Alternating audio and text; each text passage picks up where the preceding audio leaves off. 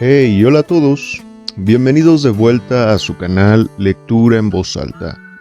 Espero se encuentren muy bien. En esta ocasión, continuamos con el libro Grandes Esperanzas de Charles Dickens.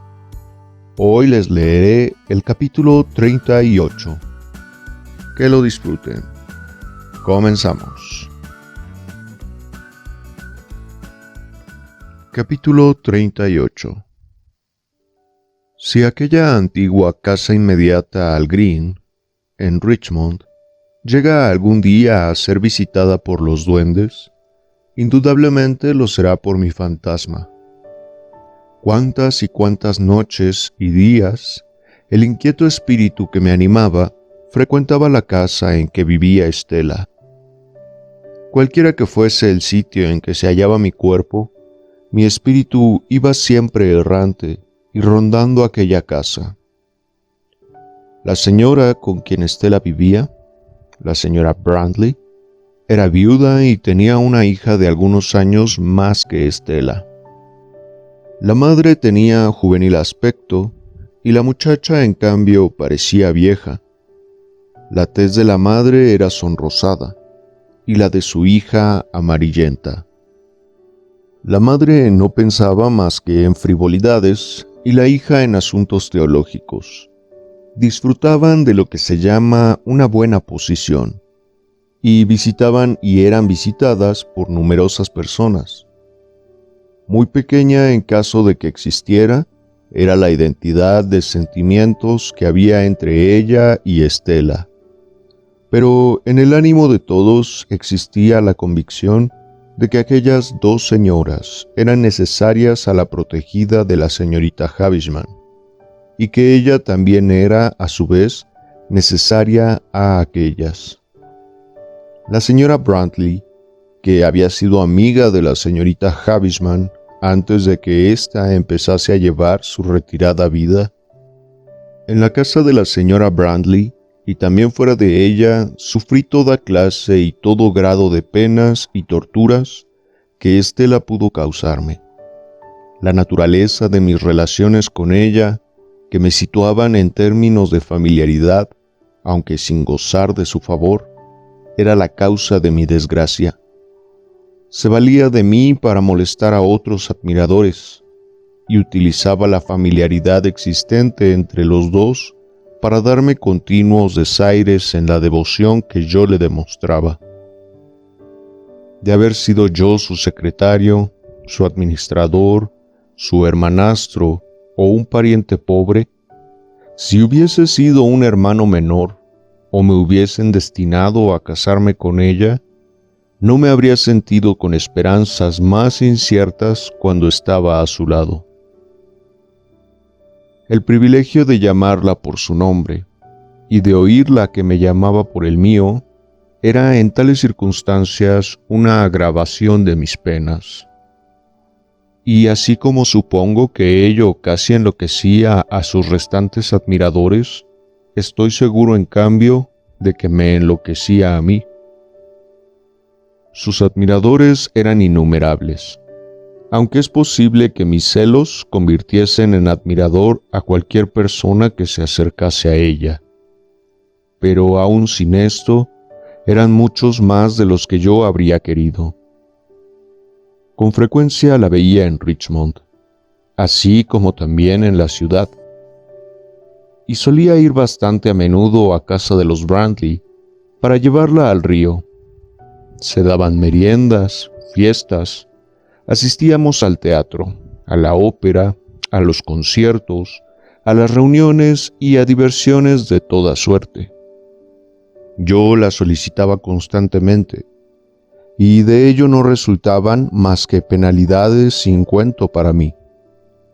En su compañía jamás gocé de una sola hora de felicidad, y sin embargo, durante las 24 horas del día, no pensaba más que en tenerla a mi lado hasta la hora de mi muerte. Durante toda aquella época de relación constante, y que duró, según se verá, un espacio de tiempo que entonces me pareció muy largo, ella tenía la costumbre de dar a entender que nuestro trato era obligado para ambos. Otras veces parecía contenerse para no dirigirme la palabra en cualquiera de los tonos que me resultaban desagradables, y en tales casos me expresaba su compasión. «Pip, Pip», me dijo una tarde después de contenerse cuando nos sentábamos junto a una ventana de la casa de Richmond. ¿No se dará usted nunca por avisado? ¿De qué? Acerca de mí. ¿Quiere usted decir que debo darme por avisado a fin de no dejarme atraer por usted? ¿Acaso le he dicho eso? Si no sabe a lo que me refiero, será porque usted es ciego.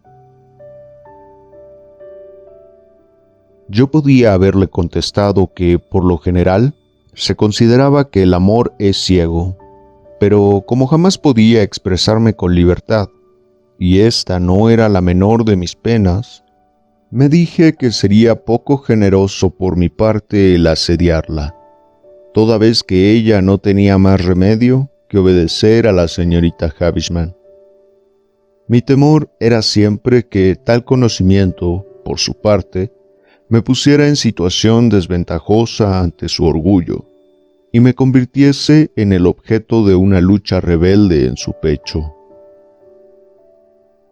Sea como sea, dije, hasta ahora no he recibido ningún aviso, porque esta vez me escribió usted para que viniera a verla. Eso es verdad, contestó Estela con una sonrisa fría e indiferente que siempre me dejaba helado.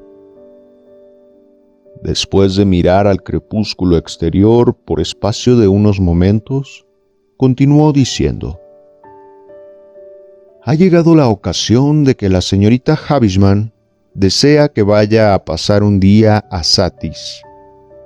Usted tendrá que llevarme allí y, si quiere, acompañarme también al regreso. Ella preferirá que no viaje sola y no le gusta que me haga acompañar por la doncella, porque siente el mayor horror por los chismes de esa gente. ¿Puede usted acompañarme?» «Que si puedo, Estela». «De eso infiero que no tiene ningún inconveniente. En tal caso, prepárese para pasado mañana. Ha de pagar de mi bolsa todos los gastos. ¿Se entera bien de esta condición?» «La obedeceré», dije. Esta fue toda la preparación que recibí acerca de aquella visita o de otras semejantes. La señorita Havisham no me escribía nunca. Ni siquiera vi jamás su carácter de letra. Salimos al día subsiguiente y encontramos a la señorita Havisham en la habitación donde la vi por primera vez. Y creo inútil añadir que no había habido el menor cambio en aquella casa. Mostrábase más terriblemente encariñada con Estela que la última vez en que las vi juntas. Repito adrede esta palabra porque en la energía de sus miradas y de sus abrazos había algo positivamente terrible. Empezó a hablar de la belleza de Estela. Se refirió a sus palabras, a sus gestos, y temblándole los dedos, se quedó mirándola, como si quisiera devorar a la hermosa joven a quien había criado. Desviando sus ojos de Estela, me miró con tanta intensidad que no pareció sino que quisiera escudriñar en mi corazón y examinar mis heridas. «¿Cómo te trata, Pip?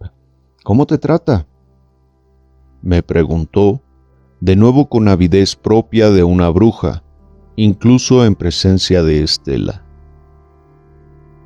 Pero cuando nos sentamos por la noche ante su vacilante fuego, se portó de un modo fantástico, porque entonces, después de pasar el brazo de Estela por el suyo propio, y de cogerle la mano, la hizo hablar, a fuerza de referirse a lo que Stella le había contado en sus cartas, recordando los nombres y las condiciones de los hombres a quienes había fascinado.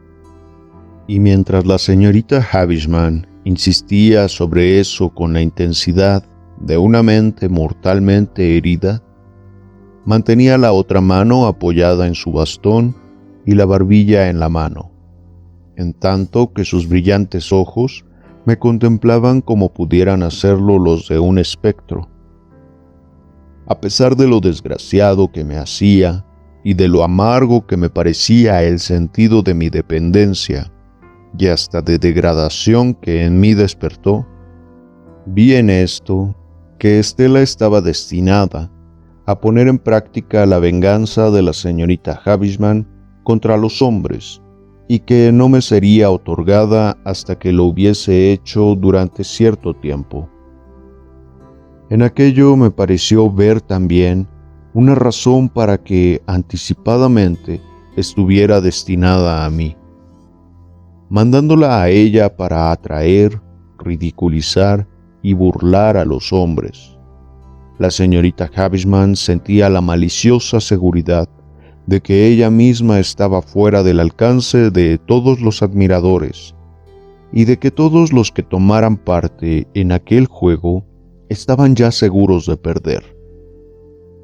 Comprendí también que yo, asimismo, debía ser atormentado por una perversión de sus sentimientos, aun cuando me estuviera reservado el premio. Todo aquello me daba a entender la razón de que, por espacio de un tiempo, hubiera sido rechazado, así como el motivo de que mi tutor pareciera poco decidido a enterarse de aquel plan. En una palabra, por todo lo que se ofrecía a mis miradas, vi a la señorita Havisham tal como la había contemplado siempre, y advertí la precisa sombra de la oscurecida y malsana casa en que su vida habíase ocultado de la luz del sol. Las bujías que alumbraban aquella estancia ardían en unos candelabros fijos en la pared. Estaban a cierta altura del suelo y tenían el especial brillo de la luz artificial en una atmósfera pocas veces renovada. Mientras yo miraba las luces y el débil resplandor que producían, y mientras contemplaba también los relojes parados y los blanqueados objetos del traje nupcial que estaban sobre la mesa y en el suelo, así como el terrible rostro de expresión fantástica, cuya sombra proyectaba, muy aumentada, en la pared y el techo, el fuego del hogar. Vi en todo aquello la escena que mi mente me había recordado tantas veces. Mis pensamientos se fijaron en la gran habitación inmediata, más allá del rellano de la escalera, en donde se hallaba la gran mesa, y me pareció verlos escritos entre las telarañas del centro de la mesa, por las arañas que se encaramaban al mantel, por la misma fuga de los ratones cuando amparaban sus apresurados y pequeños corazones detrás de los arrimaderos, y por los tanteos y las paradas de los escarabajos que había por el suelo. Con ocasión de aquella visita, ocurrió que, de pronto, surgió una desagradable discusión entre Stella y la señorita Havisham. Era aquella la primera vez que las vi expresar sentimientos opuestos. Estábamos sentados ante el fuego, según ya he descrito, y la señorita Havisham tenía aún el brazo de Stella pasado por el suyo propio y continuaba cogiendo la mano de la joven, cuando ésta empezó a desprenderse poco a poco.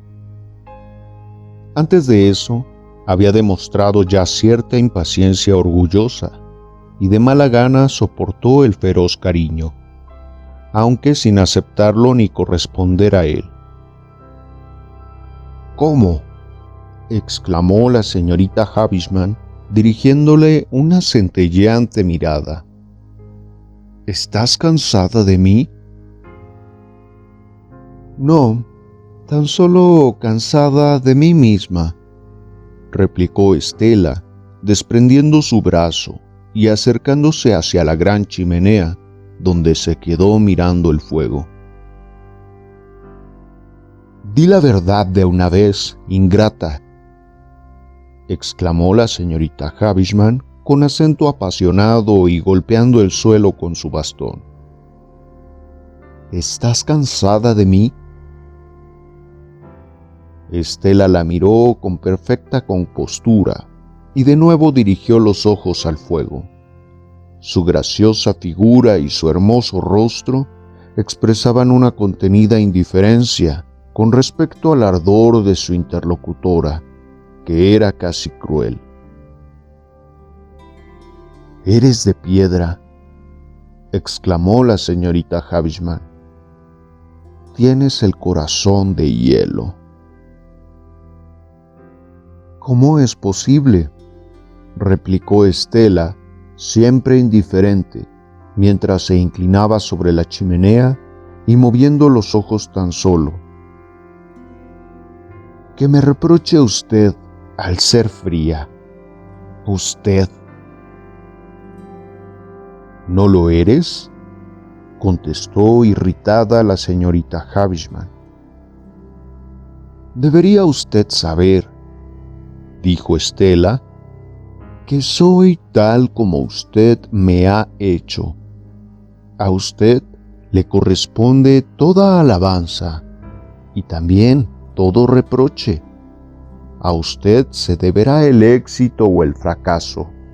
En una palabra, usted es la que me ha hecho tal como soy». «Oh, miradla, miradla», exclamó la señorita Havisham con amargo acento. «Miradla tan dura y tan ingrata en el mismo hogar en que fue criada. Aquí fue donde la tomé para ampararla en mi desgraciado pecho, que aún sangraba de sus heridas, y aquí también donde le dediqué muchos años y mucha ternura. Por lo menos yo no tenía voz ni voto en eso», dijo Estela, «porque cuando ello ocurrió, apenas si podía hablar y andar. No podía hacer nada más. Pero, ¿qué esperaba usted de mí? Ha sido usted muy buena conmigo y se lo debo todo. ¿Qué quiere ahora?» «Amor», contestó la otra. «¿Ya lo tiene usted?» «No», contestó la señorita Havisham.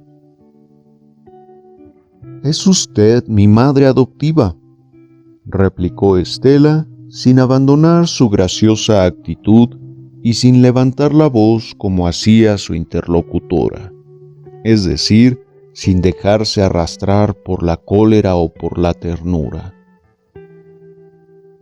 «Es usted mi madre adoptiva, y ya he dicho que se lo debo todo. Cuanto poseo le pertenece libremente. Cuanto me ha dado, podrá recobrarlo así que lo ordene. Después de eso, ya no tengo nada. Y ahora me pide que le devuelva lo que jamás me dio. Mi gratitud y mi deber no pueden hacer imposibles». «¿Que no te amé nunca?», exclamó la señorita Havisham, volviéndose dolorida hacia mí. «¿Que no le dediqué mi ardiente amor, siempre lleno de celos y de dolor? ¿Es posible que ahora me hable así? Estoy viendo que va a llamarme loca». «¿Cómo podría hacerlo?», replicó Estela. «¿Y cómo podría creerla a usted loca entre todas las demás personas? ¿Acaso existe alguien que, como yo, conozca también los decididos propósitos de usted? ¿acaso alguien sabe mejor que yo la extremada memoria que usted tiene? Yo, que me he sentado ante este mismo hogar, en el taburetito que ahora está al lado de usted, aprendiendo sus lecciones y levantando los ojos para ver su rostro, cuando éste tenía extraña expresión y me asustaba. «Pronto lo has olvidado», exclamó la señorita Havisham con acento de queja. «Pronto has olvidado aquellos tiempos». «No, no los he olvidado», contestó Estela, «sino al contrario, su recuerdo es para mí un tesoro. ¿Cuándo pudo usted observar que yo no haya seguido sus enseñanzas? ¿Cuándo ha visto que no hiciera caso de sus lecciones? ¿Cuándo ha podido advertir que admitiera en mi pecho algo que usted excluyera? Por lo menos sea justa conmigo». «Qué orgullosa, dijo la señorita Havisham con triste acento, echando su gris cabello hacia atrás con ambas manos. «¿Quién me enseñó a ser orgullosa?», replicó Estela. «¿Quién me alabó cuando yo aprendí mis lecciones?». «Qué dura de corazón», añadió la señorita Havisham, repitiendo el ademán anterior. «¿Quién me enseñó a ser insensible?», contestó Estela. «Pero orgullosa y dura para mí». La señorita Havisham gritó estas palabras mientras extendía los brazos. «Estela, Estela, Estela, eres dura y orgullosa para mí». La joven la miró un momento con apacible extrañeza, pero no demostró inquietarse por aquellas palabras, y un momento después volvió a mirar el fuego. «No puedo comprender», dijo, levantando los ojos después de corto silencio. «¿Por qué es usted tan poco razonable cuando vuelvo a verla después de una separación? Jamás he olvidado sus errores y las causas que los motivaron. Nunca le he sido infiel a usted ni a sus enseñanzas. Jamás he dado pruebas de ninguna debilidad que pueda arrepentirme. ¿Sería acaso debilidad corresponder a mi amor?», exclamó la señorita Havisham. «Pero sí, ella lo creería así». «Empiezo a creer», dijo Estela, como hablando consigo misma, después de otro momento de extrañeza por su parte, «que ya entiendo cómo ha ocurrido todo esto. Si usted hubiera educado a su hija adoptiva en el oscuro retiro de estas habitaciones, sin darle a entender que existe la luz del sol, y luego, con algún objeto, hubiese deseado que ella comprendiera lo que era esa luz y conociera todo lo relacionado con ella, entonces usted se habría disgustado y encolerizado».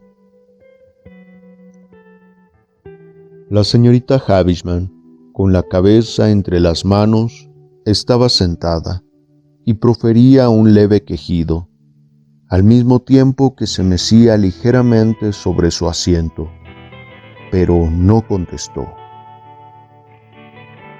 «O bien», continuó Estela, «lo que es más probable, si usted la hubiese enseñado desde que empezó a apuntar su inteligencia que en el mundo existe algo como la luz del sol, pero que ella había de ser su enemiga y su destructora, razón por la cual debería evitarla siempre, porque así como la marchitó a usted, la marchitaría también a ella. Si usted hubiese obrado así, y luego, con un objeto determinado, deseara que aceptase naturalmente la luz del día y ella no pudiera hacerlo, tal vez se habría usted enojado y encolerizado. La señorita Havisham estaba escuchando, o por lo menos me pareció así, porque no podía verle el rostro, pero tampoco dio respuesta alguna. Así pues, siguió Estela, debe tomárseme como he sido hecha. El éxito no es mío, el fracaso tampoco, y los dos juntos me han hecho tal como soy. La señorita Havisham se había sentado en el suelo, aunque yo no sé cómo lo hizo, entre las mustias reliquias nupciales diseminadas por él. Aproveché aquel momento que había esperado desde un principio para abandonar la estancia después de llamar la atención de Estela hacia la anciana con un movimiento de mi mano. Cuando salí, Estela seguía en pie ante la gran chimenea, del mismo modo que antes. El gris cabello de la señorita Havisham estaba esparcido por el suelo, entre las demás ruinas nupciales, y el espectáculo resultaba doloroso. Con deprimido corazón me fui a pasear a la luz de las estrellas durante 1 hora, más o menos, recorriendo el patio y la fábrica de cerveza, así como también el abandonado jardín. Cuando por fin recobré ánimo bastante para volver a la estancia, encontré a Estela sentada en las rodillas de la señorita Havisham, remendando una de aquellas antiguas prendas de ropa que ya se caían a pedazos, y que he recordado muchas veces al contemplar los andrajos de los viejos estandartes colgados en los muros de las catedrales. Más tarde, Estela y yo jugamos a los naipes, como en otros tiempos, aunque con la diferencia de que ahora los dos éramos hábiles y practicábamos juegos franceses. Así transcurrió la velada, y por fin fui a acostarme. Lo hice en la construcción separada que había al otro lado del patio. Era la primera vez que dormía en la casa Satis, y el sueño se negaba a cerrar mis ojos. Me asediaban 1 millar de señoritas Havisham. Ella parecía estar situada al lado de la almohada, sobre esta misma, en la cabecera del lecho, a los pies, detrás de la puerta medio abierta del tocador, en el mismo tocador, en la habitación que estaba encima de mí, y en el tejado y en todas partes. Por último, en vista de la lentitud con que transcurría la noche, hacia las 2 de la madrugada, me sentí incapaz de continuar allí y me levanté. Me vestí y salí a través del patio, en dirección al largo corredor de piedra, deseoso de salir al patio exterior y pasear allí un poco para tranquilizar mi mente. Pero apenas estuve en el corredor, apagué la bujía, pues vi que la señorita Havisham pasaba a poca distancia, con aspecto espectral y sollozando levemente. La seguí a distancia y vi que subía la escalera. Llevaba en la mano una bujía sin palmatoria que, probablemente, tomó de uno de los candelabros de su propia estancia, y a su luz no parecía cosa de este mundo. Me quedé en la parte inferior de la escalera y sentí el olor peculiar del aire confinado de la sala del festín, aunque sin ver que ella abriese la puerta. Luego oí cómo entraba allí, y que se dirigía a su propia estancia para volver a la sala del festín, pero siempre profiriendo su leve sollozo. Poco después, y en las tinieblas más profundas, traté de salir para volver a mi habitación, pero no pude lograrlo hasta que los primeros resplandores de la aurora me dejaron ver dónde ponía mis manos. Durante todo aquel intervalo, cada vez que llegaba a la parte inferior de la escalera, oía los pasos de la señorita Havisham. Veía pasar el resplandor de la bujía que llevaba y oía su incesante y débil sollozo. Al día siguiente, antes de marcharnos, no pude notar que se reprodujera en lo más mínimo la disensión entre ella y Estela, ni tampoco se repitió en ninguna ocasión similar, y por lo menos recuerdo 4 visitas. Tampoco cambiaron en modo alguno las maneras de la señorita Havisham con respecto a Estela, a excepción de que me pareció advertir cierto temor confundido con sus características anteriores. Es imposible volver esta hoja de mi vida sin estampar en ella el nombre de Bentley Drummle. De poder hacerlo, lo suprimiría con gusto. En cierta ocasión, cuando los Pinzones celebraban una reunión solemne y cuando se brindó del modo usual para desear la mayor armonía entre todos, aunque ninguno lo manifestaba a sus compañeros, el Pinzón que presidía llamó al orden a la enramada, puesto que el señor Drummle no había brindado aún por ninguna dama, lo cual le correspondía hacer aquel día, de acuerdo con las solemnes constituciones de la sociedad.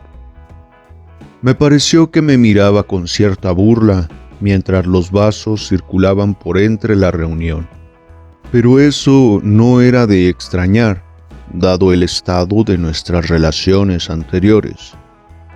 ¿Cuál no sería, pues, mi sorpresa y mi indignación cuando anunció a los reunidos que iba a brindar por Estela?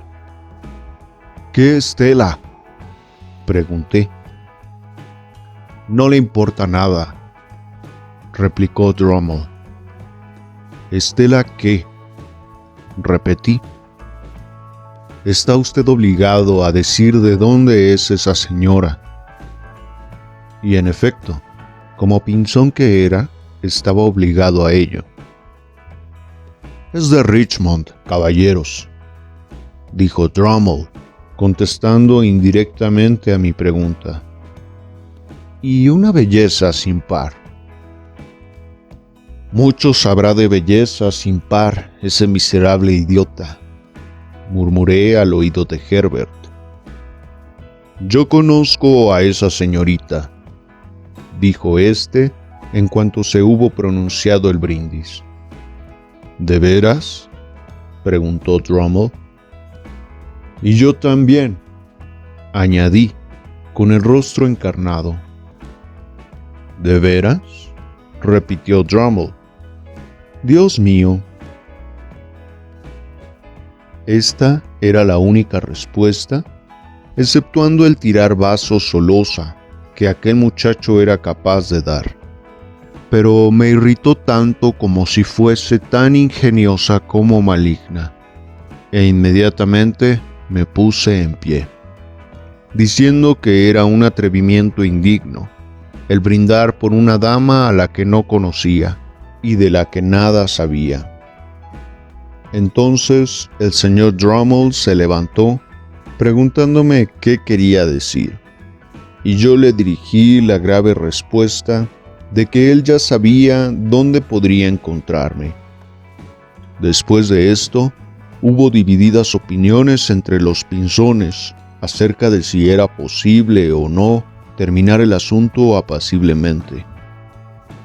Y la discusión se empeñó de tal manera que por lo menos otros 6 miembros honorables dijeron a otros tantos que ya sabían dónde podrían encontrarlos.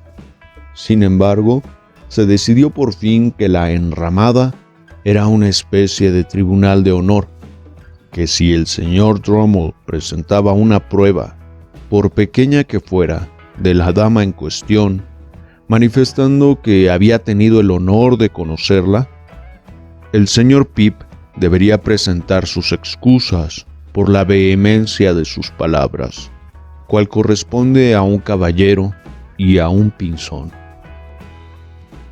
Se fijó el día siguiente para presentar tal prueba, pues de lo contrario se habría podido enfriar nuestro honor, y en efecto, Drummle apareció con una cortés confesión escrita por Estela, en la cual decía que tuvo el honor de bailar con él algunas veces.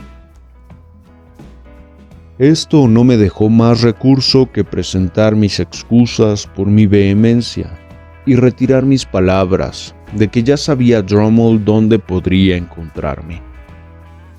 Mientras la enramada discutía acerca del caso, Drummle y yo nos quedamos mirándonos y gruñéndonos uno a otro durante una hora, hasta que al fin se dio por terminado el asunto.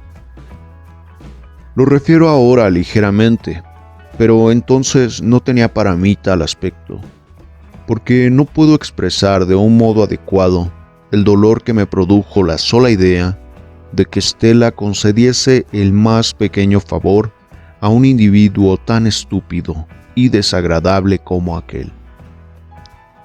Y aún ahora mismo, creo que tal sentimiento por mi parte se debía tan solo a la generosidad de mi amor por ella, y que eso era lo que me hacía lamentar que se hubiese fijado en aquel imbécil. Indudablemente, yo me habría sentido desgraciado, cualquiera que fuese la persona a quien ella hubiese favorecido, pero también es seguro que un individuo más digno me hubiera causado un grado de dolor bastante diferente.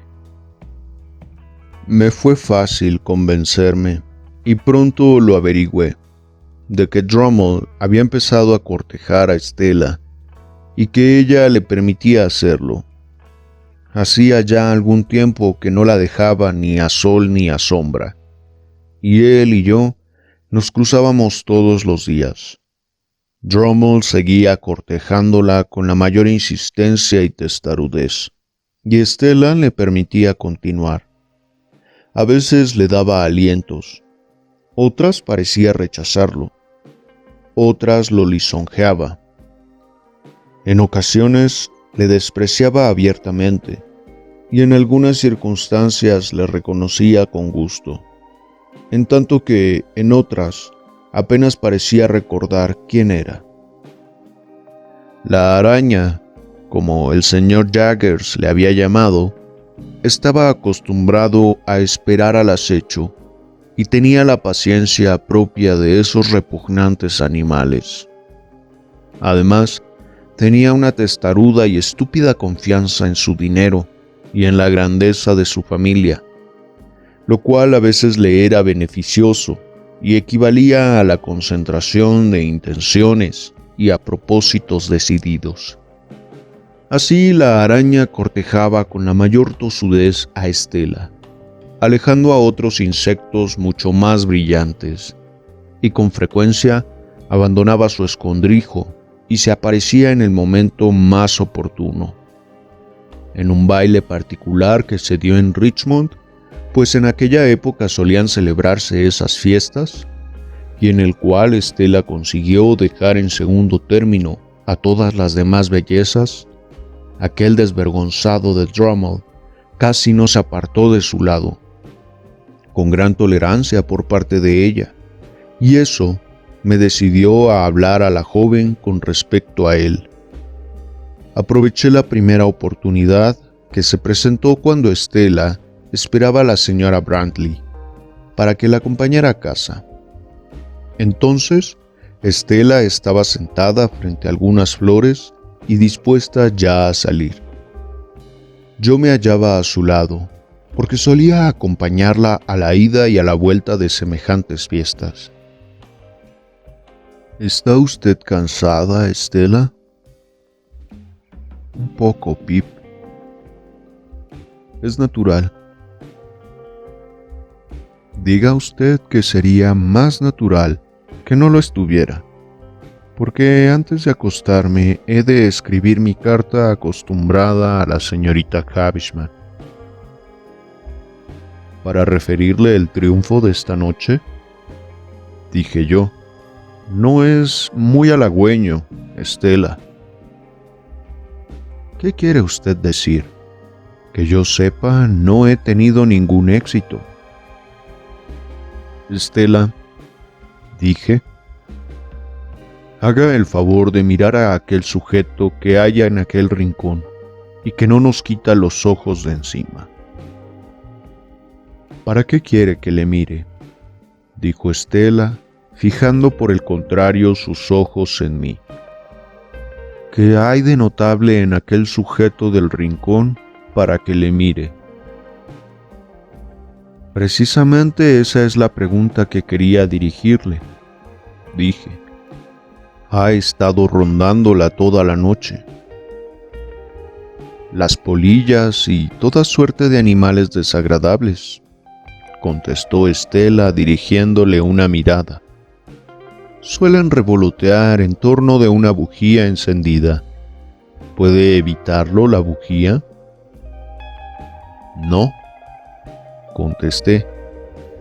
¿Pero no podría evitarlo Estela? ¿Quién sabe?, contestó. Tal vez sí. Sí, todo lo que usted quiera. Haga el favor de escucharme, Estela.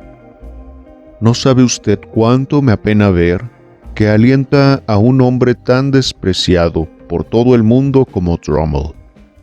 Ya sabe usted que todos le desprecian. ¿Y qué?, dijo ella. Ya sabe usted también que es tan torpe por dentro como por fuera. Es un individuo estúpido, de mal carácter, de bajas inclinaciones y verdaderamente degradado. ¿Y qué?, repitió. Ya sabe que no tiene otra cosa más que dinero y una ridícula lista de ascendientes. ¿Y qué?, volvió a repetir, y cada vez que pronunciaba estas dos palabras, abría más los ojos.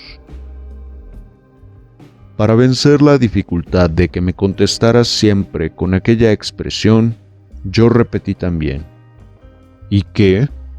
Pues eso, precisamente, es lo que me hace desgraciado. De haber creído entonces que favorecía a Drummle con la idea de hacerme desgraciado a mí, habría sentido yo cierta satisfacción. Pero, siguiendo el sistema habitual en ella, me alejó de tal manera del asunto que no pude creer cierta mi sospecha. Pip, dijo Estela mirando alrededor.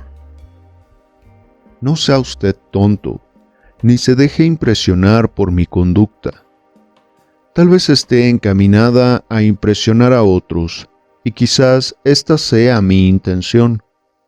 No vale la pena hablar de ello. Se engaña usted, repliqué, porque me sabe muy mal que la gente diga que derrama usted sus gracias y sus atractivos en el más despreciable de todos cuantos hay aquí. Pues a mí no me importa, dijo Estela. Oh, Estela, no sea usted tan orgullosa ni tan inflexible. De modo que me llama usted orgullosa e inflexible, y hace un momento me reprochaba por fijar mi atención en ese imbécil. No hay duda de que lo hace usted así, dije con cierto apresuramiento, porque esta misma noche la he visto sonreírle y mirarle como jamás me ha sonreído ni mirado a mí. ¿Quiere usted, pues?, replicó Estela con la mayor seriedad y nada encolerizada, ¿que le engañe como engaño a los demás? ¿Acaso le quiere engañar a él, Estela? No solo a él, sino también a otros muchos, a todos, menos a usted. Aquí está la señora Brandley.